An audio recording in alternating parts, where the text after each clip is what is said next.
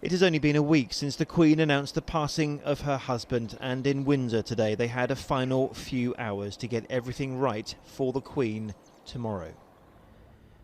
Her standard flew above the round tower as it does when she is in residence, and beneath it this afternoon the Queen's youngest son brought some of his family to view the flowers and messages outside the chapel, where they will say a final goodbye to Prince Philip. The flowers, which started arriving last Friday, are placed next to the wreaths from Downing Street, from Canada and from the Royal Navy.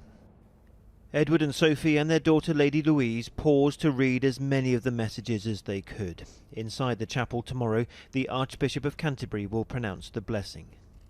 At a funeral, you also look around. You don't only look back, you look around at those who are mourning and you offer comfort in the way you say farewell.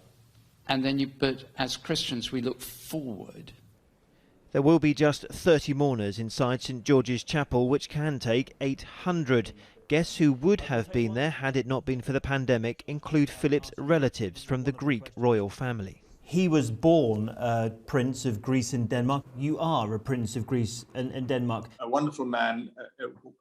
We always look up to him, the service he provided to his country and what he went through. And in many ways, we have similar beginnings. Tell us what you remember then of the man that you called Uncle Philip. I do remember being up in Balmoral on the moors on an absolutely frightful, wet, rainy day. There you go, you follow your father and your Uncle Philip up there. And, then it was time to have a meal. And so cold food came out, pouring rain. You're sitting there and a little child trying to figure out how to do this and just sit there, to put it on your lap, eat it, and you'll be happy, and so you are. You have your meal. The private chapel where Prince Philip has been lying in rest this past week is actually a chapel he created himself, following the fire which ravaged Windsor Castle in 1992. There's a little passageway through here, and I just noticed this is over a door, and I thought if we could fit this into this section.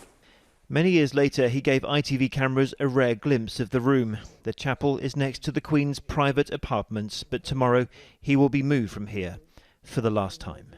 Chris Ship, ITV News, Windsor Castle.